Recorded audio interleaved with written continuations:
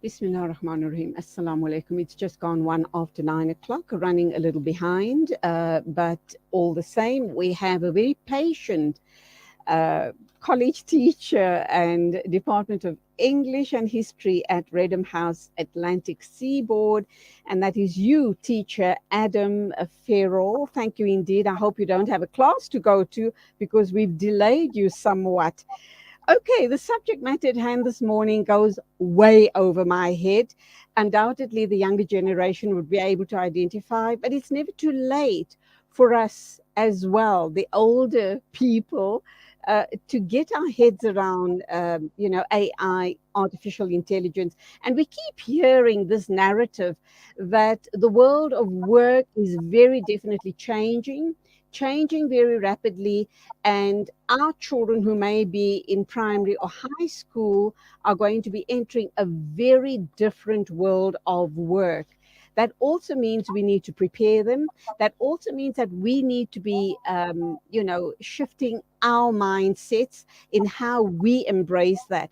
But the one big fear for me always is when we talk AI, when we talk robots, when we talk robotics, is what about our unskilled workers? We have a huge unemployment issue here in South Africa.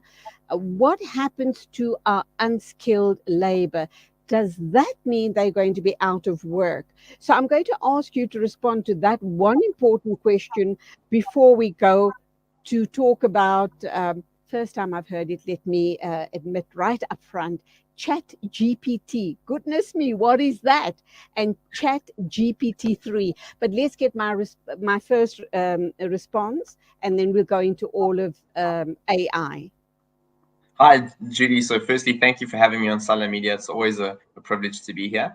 I think in terms of from the point of view of unskilled workers losing employment opportunities, I think that ChatGPT, artificial intelligence in general, machine learning, it's a big question in South African education whether this will be a barrier to learning, so further the digital divide, or will it actually, in fact, allow us the opportunity to kind of bridge the gap as such. And I think that the opportunities that this gives us, provided, of course, we have access to data in the sense of saying like access to the internet, access to devices, then students will have access to the same sort of quality of information in the same way that students who've always had digital access will have.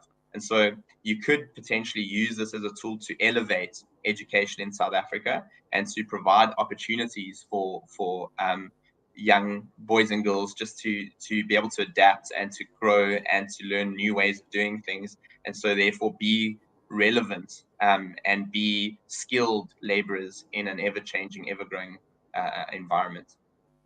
You talk about data, and we know it's a huge problem in South Africa. The complaint is that it's way too expensive, meaning that a certain sector of the population are really barred from this sector, really learning what it's all about and also upskilling and being there with the best of the pack. So that's the one issue. Are there any chances of government looking at data becoming more affordable? I understand it might be the most expensive country in the world to purchase data. I could be wrong. And then the other buzzword a couple of years ago was coding. When, how does coding come into the picture here with Chat GPT-3, and also you talk about mechanical learning. What is this all about? Having said that as well, Adam, let's understand what type of jobs our children can look forward to in the future. Our current generations that are still in the school system now, what's the world of work going to look like going forward? And so I have thrown a lot at you. I'll give you all the time in the world to respond. So firstly, GPT-3 is what we might call the engine that runs the system called ChatGPT. ChatGPT is a natural language-based artificial intelligence-like product That's probably the best way to put it. In which way you can sort of type in a question or type in a prompt whereby you ask it for a certain deliverable, and the system itself then delivers what you ask it to deliver, again back in natural language. So for example, I could say, give me 10 birthday ideas for Ah, my 10-year-old, and it will list them. Or I could say, write a business plan for a new solar power business that I'm starting, and it'll give you a quick business plan. So you can almost so put in anything. would you say that's in direct competition with Google, because we're all using Google, Pinterest, and all of those type of platforms? So how does this fit into this picture? So in the sense that it is in competition with Google, Google's response has been creating their own version called Bard. But Google is kind of playing catch up on this front. The thing about Google, though, that it's in the industry in which it dominates, is that it's still the primary search engine in terms of going to for citations for any information on whatever ChatGPT might reference.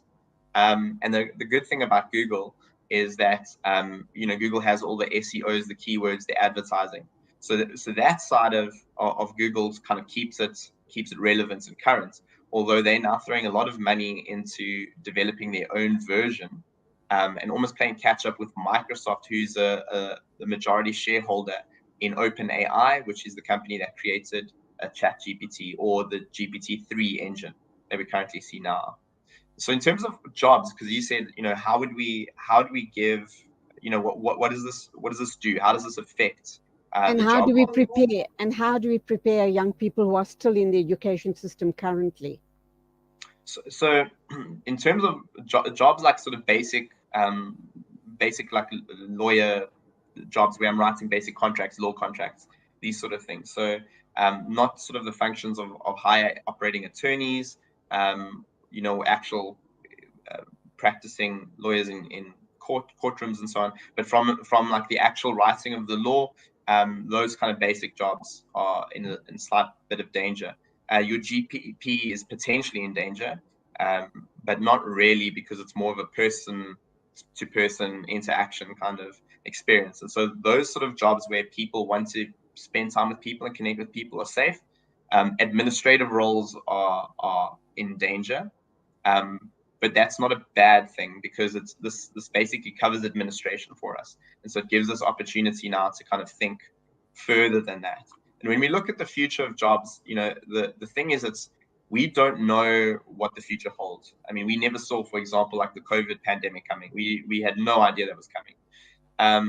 And then, off the back of that, we are now, I think, far more flexible and far more prepared for eventualities that we can't predict.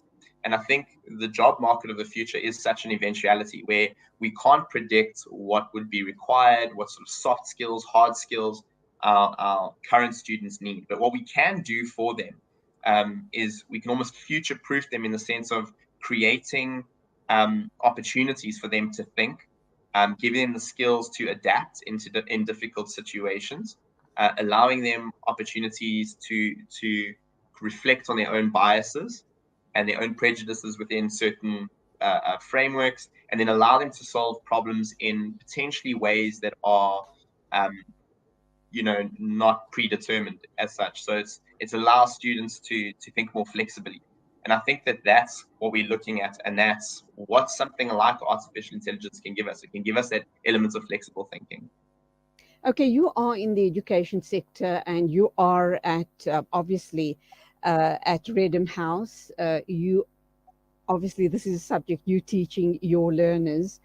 How do we get around issues? I mean, here we're talking robotics, we're talking coding, we're talking GPT. It's all of those things that has to do with future proofing possibly our children. I don't know.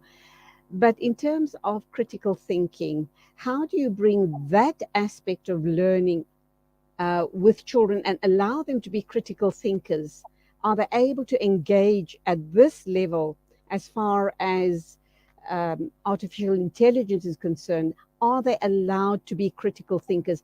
And then just expand for us what a school like yours, which I should imagine is very big on critical thinking, because you want very strong individuals, strong thinking individuals to come out of your system, as opposed to a government school, what that difference looks like. So I think, so from a coding perspective, I mean, ChatGPT can even write basic code. It can write basic code in any coding language, which is actually wonderful, because it gives us a basis from which to kind of launch, a base to launch our thinking and our ideas. And when we talk about critical thinking, my students have applied a lot of ChatGPT in class. And the best way to probably describe artificial intelligence or machine learning, at least at this point in history, is that it does what instant coffee does. So, if I want a cup of coffee and I put a few instant coffee spoons in and I stir it up, I have instant coffee. And that's what we've got with ChatGPT. But we don't have the richness of a proper, delicious machine cup made coffee. And I think that's a good and a bad thing, in the sense that I think it will improve and it will challenge the way in which we critically think, which could be a potential pitfall. I think at the moment, the way we use it with our students, at least at Reddam House Atlantic Seaboard, is that we use it to springboard creative thinking and critical thinking. So in the sense of going, this is a story I've written, let's input it into ChatGPT, and let's see how the characteristics of the story that ChatGPT writes are different to ours, and let's analyze the program. And the thing is, the program, it's almost too clean, it's too neat, it's impersonable. It doesn't have that touch, that human quality touch. And this is really what people crave. People crave in society connection with other people. And I think any role in which we have connection, we need people to solve problems. You'll find those kind of roles obviously will continue to grow. And I think, though, when we look at my students and applying this, they like the fact that this can do a lot of the basic administrative kind of work for them, or the basic writing for them. But then they still need to go back and almost critically analyze that piece and finesse it and make it their own. So I think that if you really want quality work, you can use this to kind of stimulate the ideas and the thinking. You can use it as a tool, very much like you'd use Google as a tool to give you ideas, to give you kind of something to work from. But very much so, it still needs a lot of hard work to be a high quality product. And I think that expectations from teachers now need to be such that they expect a lot from their students. And so with this gives me the opportunity to now operate at a much higher level, and then almost carry and force that way of thinking. At the same time, ChatGPT and machine learning can help me support and help me create learning plans that help support weaker students. And so that's quite nice as well. So I'm able to carry the weaker students and assist them more, but at the same time, I'm able to push and challenge the students who are accustomed to higher order thinking. And that's quite fun, and that allows me more of an option in class, just to really get involved and really be creative as a teacher. So it's not stifling critical thinking at all, according to you. You spoke about coding, and I know the big thing currently is coding. We're all getting the little kiddies to go out and learn coding, because with learning coding allows for very critical thinking as well. And the opportunities that it allows the child, the learner, and even young teenagers is absolutely amazing. Is this not going to be almost overtaking coding? If you're saying that they can give you basic coding systems, what happens then? Are we then, the children have to probably operate at a higher thinking level? That's really going to stretch their imaginations. Are we capable of that? Are we there yet? Is it not going to frustrate the learners? And how's it going to impact on their other work? Because if they have access to AI, I'm wondering about math, science, biology. Is it going to enhance that, or are they going to be so very dependent on artificial intelligence to do all their thinking for them? That's my big fear. So if we go back in history and we look at the maths classroom, most of our calculations were all done, it was mental maths really, or we worked it out manually. And with the advent of the the calculator, sorry, the calendar, with the creation of the calculator and kind of calculators entering the classroom, it posed the very risk you're speaking of now, but 60 years ago. And I think that math teachers were almost stifled, saying that, well, basic arithmetic and all of this stuff is covered by the calculator. What on earth can I teach them? But if you look at the concept of math today, is that we almost need the calculators to function on the most basic of levels so that we can use it and follow our train of thought when we process large equations, when we look at different algorithms and that sort of thing. So I think the way to look at it is as a tool that sets the baseline, quite solidly in place and allows us then to really springboard the way we function and the way we work. Yes, there are huge pitfall potentials and there are dangers to this kind of thinking, in the sense of saying, like, let's arguably say machine learning can write me an algorithm for something, and I arguably rely on that and I don't check that. That's the danger. So it's important with a chat GPT, with artificial intelligence, with machine learning, to go back and check, and to know how to go back and check, and to know how to go back and problem solve. So you're using it to do all the hard work, but you still have the skill set to go back and assess and relook at and re-navigate. So that's also really important to consider. I mean, we now have internet in class. My students either work on a laptop or they work on an iPad in the class, and so they have access to Google Docs. They have access to Grammarly, and so when we're writing essays anyway, they might not necessarily fully need the skills to spell properly anymore. And that's a reality as an English teacher that I face. And so do I throw out the baby with the bathwater, proverbially, in the sense of saying, like, do we throw away the skill of learning to spell? No ways. Because if I spell things correctly, I get more accurate research. Or if I enter correct spelling as a prompt into ChatGPT, I get more accurate responses. So I think, like, spelling still has a role, even though I've got spelling software. Mathematics. I have to come in there regarding the spelling. It is absolutely shocking what I come across regarding spelling on a daily basis, and it irritates me. And I'm kind of also wondering, is this whole issue around robotics and artificial intelligence going to speed up our language evolvement? Because we do know that language evolves over time. Compared to current English now, when you compare it to Shakespearean English, for example, you'll see the distinct difference. Is this, I suppose it is this going to impact on how language evolves, and what language is going to, the different words, terminology, and spelling we're going to be seeing in perhaps 10, 20 years' time? It's interesting you mentioned Shakespeare. In Shakespeare's time, when he was writing all those plays, spelling wasn't formalized. There was no formal way to spell words. Shakespeare invented a lot of words. He invented the word knock knock, for example. Okay. And so that's very interesting. And so, we've got 12 handwritten accounts of Shakespeare's name, and in each one of the versions of Shakespeare's name, his name is spelled differently. So we've had to decide what the correct way of spelling William Shakespeare is.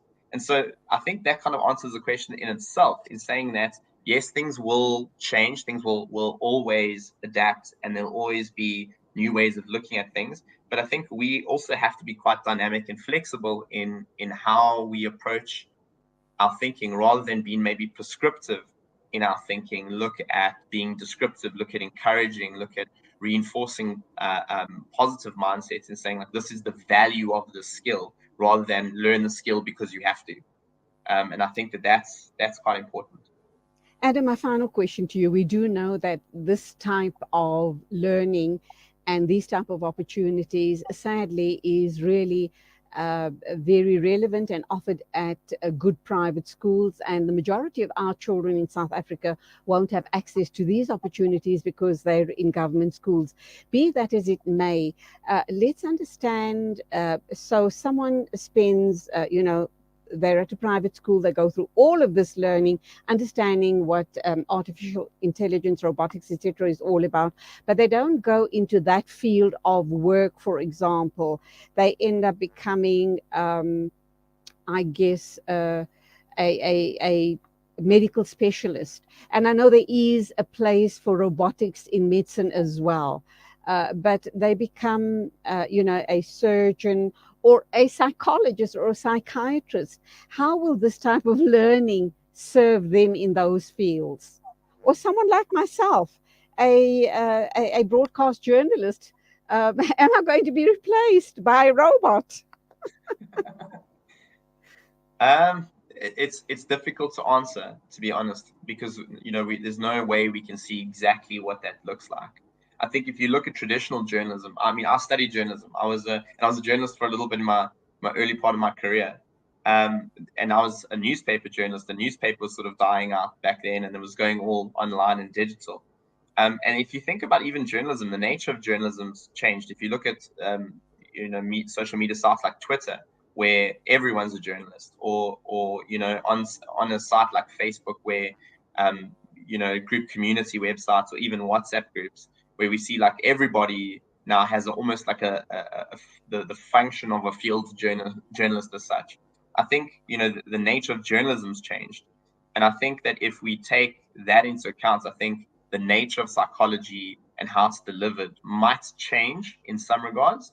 But again, that personal one-on-one interaction, I think, will always be of greater value than just access to information. Teaching has very little to do with knowledge. Teaching has a lot to do with interpersonal relationships. It has a lot to do with connecting with each other. It has a lot to do with motivation, both intrinsic and extrinsic motivation, and it has a lot to do with support. And I think that, and when we teach empathy. Empathy is such an important part of learning. And so, like, when we bring that back to journalism, perhaps journalism will become more opinion based, more empathy based, more connected in that regard, more personable, one-on-one. Perhaps psychology or psychiatry, the basics will be in place, but the actual human interaction, the importance of that will never fade. I don't believe it would fade. I believe people Adam, want to be.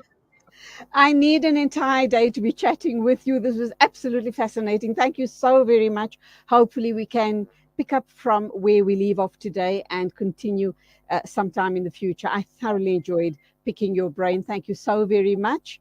Till the next time, as always, go well. God bless. Thank you for your time. You go well. Thank you so much.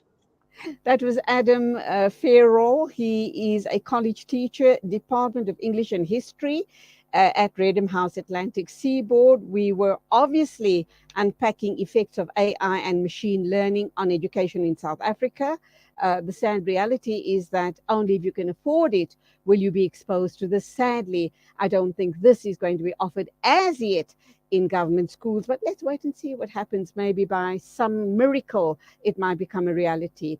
The time is exactly 9:24 a.m. Standing by is Hasina Gori in Turkey, our field reporter, to bring us eyewitness news of what she is picking up right there, right now. Please do stay with us.